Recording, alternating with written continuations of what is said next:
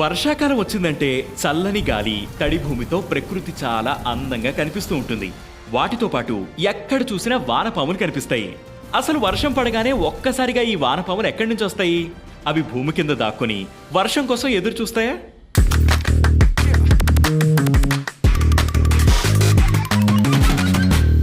సాధారణంగా వానపాములు భూమి ఉపరితలం కింద గొయ్యి తవ్వుకుని జీవిస్తాయి. భూమిని సారవంతం చేయడంలో ఇవి కీలక పాత్ర పోషిస్తాయి. అవి నేలను తవ్వడం ద్వారా గాలి, నీరు వంటివి మొక్కల మూలాలకు చేరేలా చేస్తాయి. కానీ వర్షం పడినప్పుడు అవి ఒక్కసారిగా బయటకొచ్చి రోడ్లు, పొలాలపై కనిపిస్తాయి.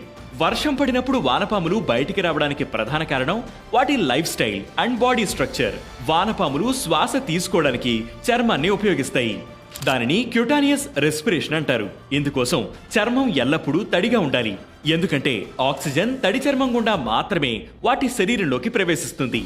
సాధారణ రోజుల్లో వానపాములు భూమి కింద తేమ ఎక్కువగా ఉండే గొయ్యల్లో జీవిస్తాయి. ఇక్కడవి తగినంత తేమ, ఆక్సిజన్ పొందుతాయి. కానీ వర్షం కురిసినప్పుడు నేలలోని గొయ్యలు నీటితో నిండిపోతాయి. దీనివల్ల వానపాములకు శ్వాస తీసుకోవడం కష్టమవుతుంది. ఈ పరిస్థితిని నివారించడానికి అవి భూమి ఉపరితలంపైకి వచ్చి తడి వాతావరణంలో తమ చర్మాన్ని తేమగా ఉంచుకుంటూ శ్వాస తీసుకుంటాయి. కానీ అవి బయటకు రావడానికి ఇది ఒక్కటే కారణం కాదు. మరొక ముఖ్యమైన కారణం వానపాముల రీప్రొడక్షన్. వర్షాకాలం వానపాములకు సంతానోత్పత్తికి అనుకూలమైన సమయం. వర్షం భూమిని తడిగా చేస్తుంది. ఇది వాటి గుడ్లు, కోకూన్లను రక్షించుకోవడానికి అనుకూలమైన వాతావరణాన్ని సృష్టిస్తుంది. అందుకే వర్షాకాలంలో వానపాములు బయటకొచ్చి కొత్త ప్రాంతాలకు వలసపోయి సంతానోత్పత్తి కోసం అనుకూలమైన పరిస్థితులను వెతుక్కుంటాయి.